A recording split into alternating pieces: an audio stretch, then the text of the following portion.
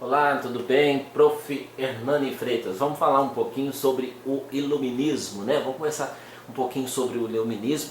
É um assunto bem rapidinho, só para você lembrar um pouquinho do iluminismo, né? Nos slides seguintes vocês irão encontrar um resumo sobre esse importante movimento intelectual que mudou a forma de pensar da época, né?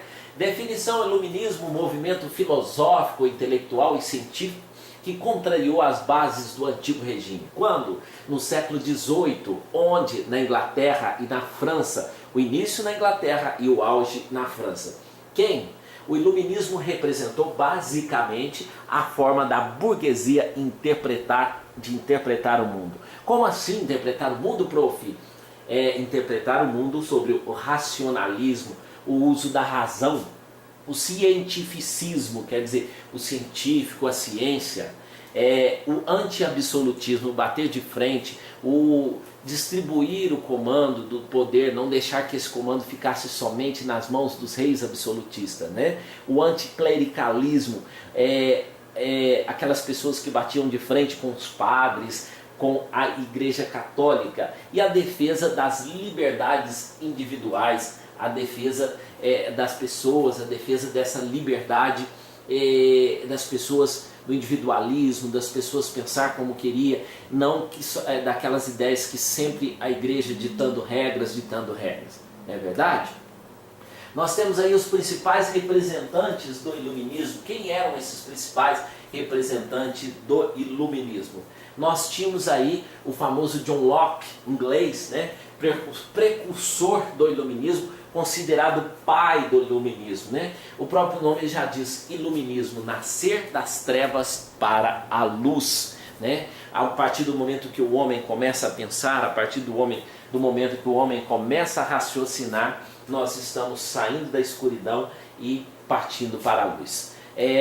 O John Locke dizia que os homens têm direitos naturais e inalienáveis dos homens, quer dizer, vida, liberdade e propriedade.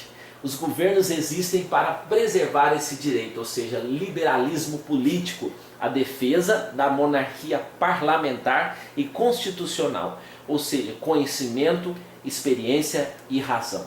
Isso quem dizia era o John Locke, né? Agora nós temos um outro inglês, o Adam Smith, o pai da economia. Adam Smith defendia a não intervenção do Estado na economia, a livre concorrência, a lei da oferta e da procura, né? Quando tem muito produto no mercado, o preço cai. Quando tem pouco produto no mercado, o preço aumenta. A divisão do trabalho, né? A riqueza e trabalho, o chamado o liberalismo econômico.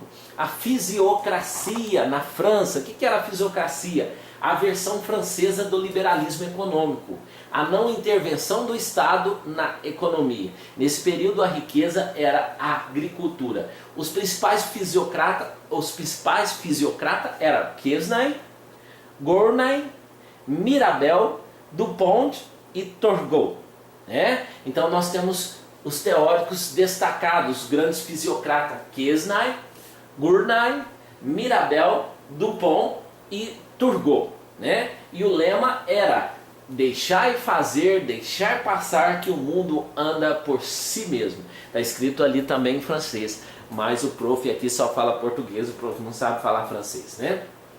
Nós temos aí o Barão de Montesquieu na França, Barão de Montesquieu, né? Barão de Montesquieu contribuiu muito para a divisão do poder, que nós vivemos até hoje, né? Barão de Montesquieu, a tripartição dos poderes, né? Entre executivo, legislativo e judiciário. Executivos, prefeitos, governadores e presidente. Legislativos, câmaras municipais, assembleias legislativas e congresso nacional. E o judiciário, né? A harmonia e a autonomia entre os poderes. A submissão de todos perante a lei. A lei não deve ser questionada, a lei deve ser cumprida.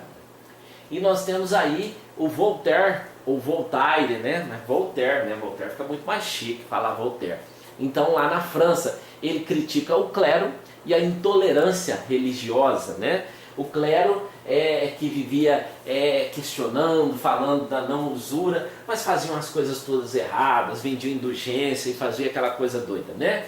Ele falava sobre a igualdade jurídica, a liberdade de expressão e a monarquia ilustrada, né? Nós temos também na França Jean-Jacques Rousseau, o mais importante e influente pensador, né? Ele falava sobre a soberania popular, o poder do povo, a democracia, a teoria do bom selvagem.